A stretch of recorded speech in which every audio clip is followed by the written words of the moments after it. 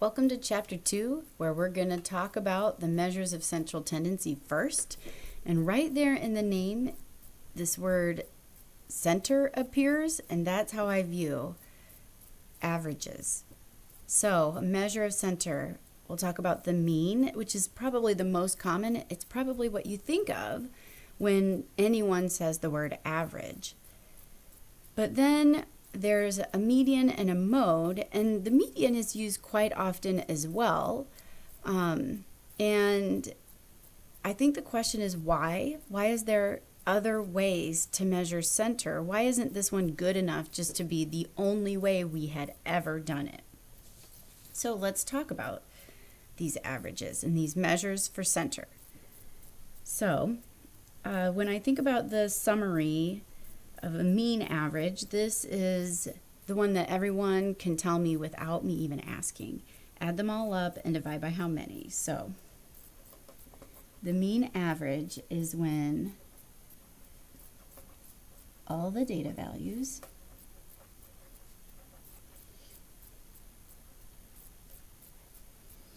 are added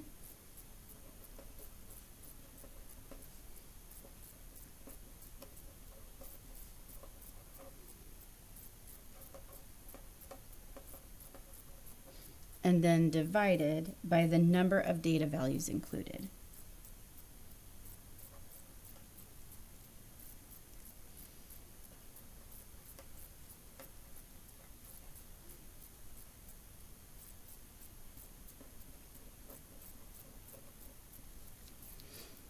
Okay, I have a few remarks about this very popular average.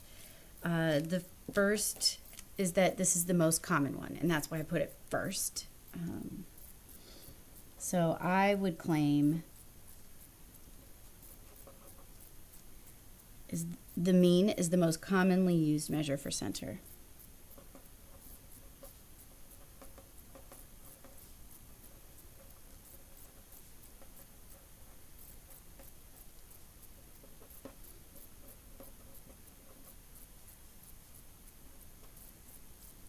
Now, anytime I use the word average, immediately people think I'm talking about this where everything was added and then divided, and that's because it's just so commonly used. My second remark, so something that's remarkable about the mean average, is that this can only be done for quantitative data. So let's write that down.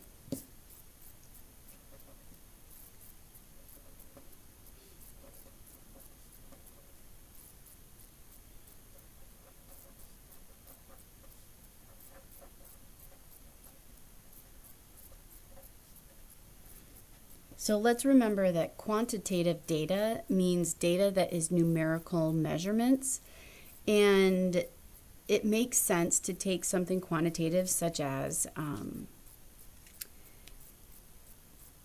height or temperature and add up all the heights and add up all the temperatures and divide and say, oh, the average height is insert answer here, and then, or the average temperature. All of those make sense, but those are quantitative, those are numerical measurements. If you walk around and you ask, okay, let's, jot down everybody's eye color and hair color, and then take their average, that is qualitative data, and that just doesn't make as much sense. Like, well, the average between the brown eyes, and my sister has nearly black eyes, and I have blue eyes, so it's like, take our two eyes and average them. I mean, it doesn't even happen. So these averages, they only work for quantitative data. Okay, the few remarks that I have left are all about symbology, so that when you read these symbols, you know exactly what they mean. So the lower Greek letter mu, mu is how it's spelled. You could Google it. Mu is used to represent the mean for an entire population. So is this symbol.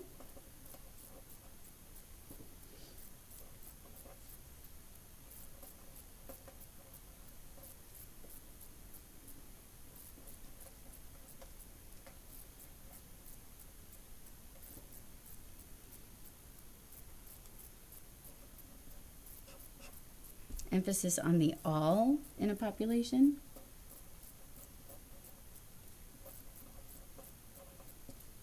For instance, if I am going to average your exams, I don't leave any out. I include them all. But if we are going to take the average temperature or the mean average temperature, then we can't include all temperatures because we don't take every temperature at every moment of every day. So that would be a sampling. So let's write that down. An x, a variable x with a bar over top of it, is the symbol for the mean of a sample.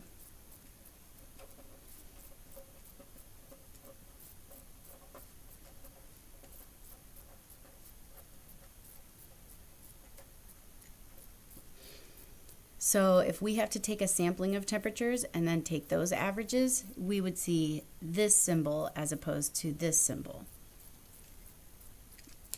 And okay, our textbook does not put in this symbology, which I'm kind of grateful for, but you will see it in the next courses, and you will see it in a lot of textbooks. So I just want to put it in here. They say this is how it's computed. And really what that means is add it up and divide. So I just wanted to make a mention of this.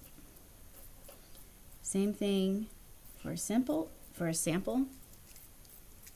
is this Greek letter sigma. So this is a capital sigma in Greek letters, means summation, and summation means addition.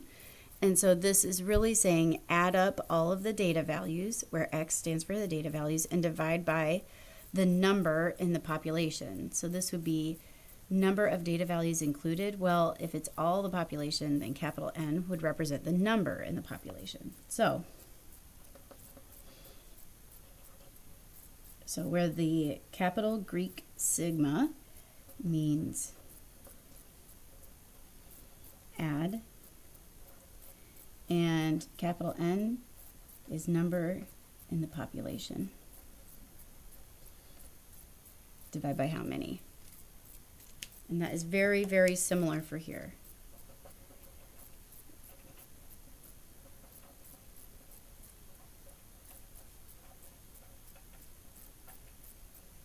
Number in sample.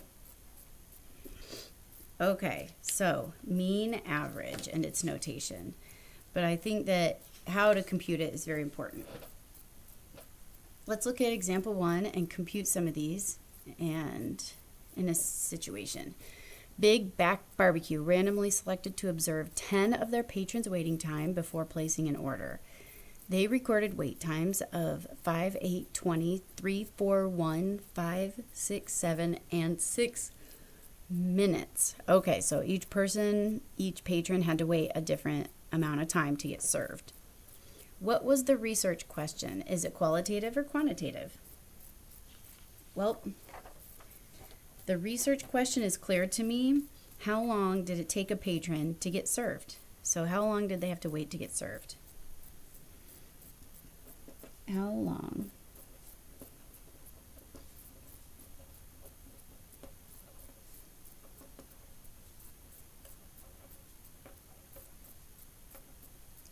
And if you're going to ask it to the actual patron, it would be how long, I think I forgot an E in before. How long before you got served today? And that is a numerical measure. It's time. It's a numerical measurement of time. You know what? I waited 4 minutes.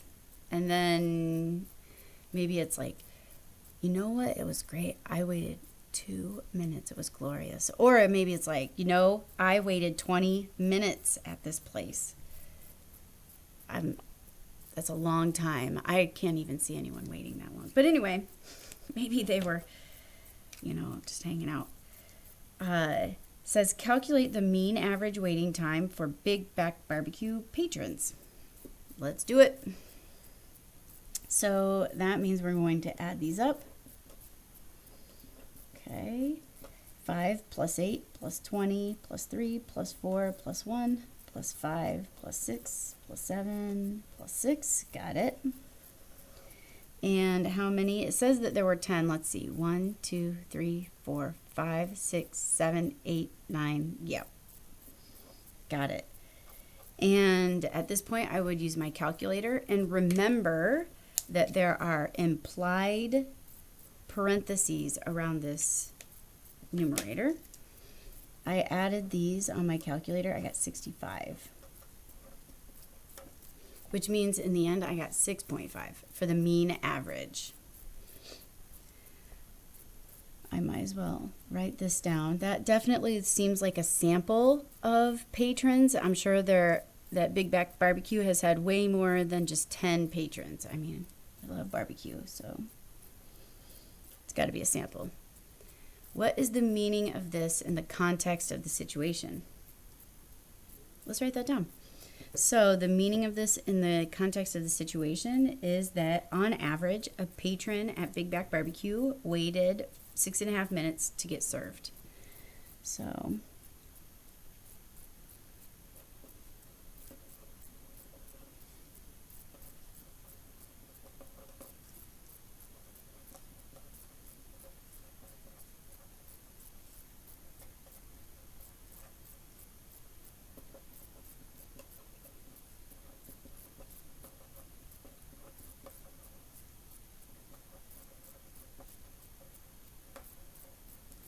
on average, a patron at Big Back Barbecue waited 6.5 minutes to get served. All right, let's do it all over again. But now it's asking the mean waiting time at Betty's Barbecue. So now we're looking at a different data set for a different barbecue place. And we add them up. 2 plus 7 plus 1 plus 3 plus 2 plus 7 plus 9 plus 8 plus 4 plus 5 plus 6. And it says this is for 11. Let's check. 1, 2, 3, 4, 5, 6, 7, 8, 9, 10, 11 patrons. So total wait time divided evenly amongst all 11 patrons, even though we know it wasn't equal among each 11 patrons, but... And here I got 54 total minutes split among these 11 patrons. And then I had to actually round this because I got a decimal that repeated on and on forever. About 4.9 minutes. So just under 5 minutes. And that was the sample average again, but for Betty's now. What is the meaning of this in the context of the situation? Okay, this is very similar to what we wrote for number 3 about Big Back Barbecue, but now it's a lower average. So on average, a patron at Betty's Barbecue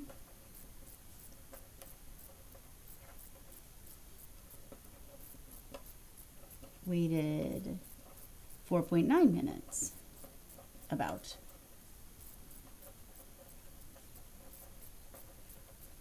To get served.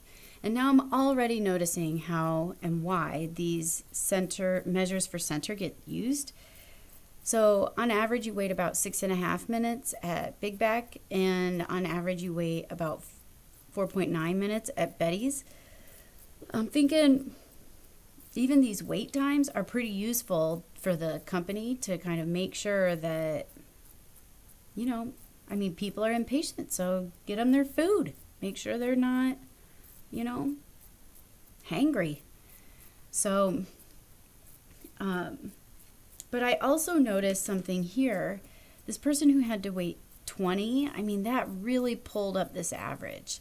So this total minutes of 10 people being 65 versus 54, this person who waited 20 minutes, that's a long time to wait. So I'm wondering what will happen if our sample hadn't included 20 minutes.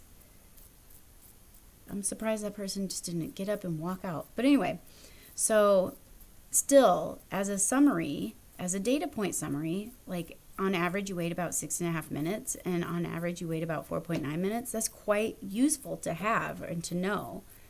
And so averages are handy.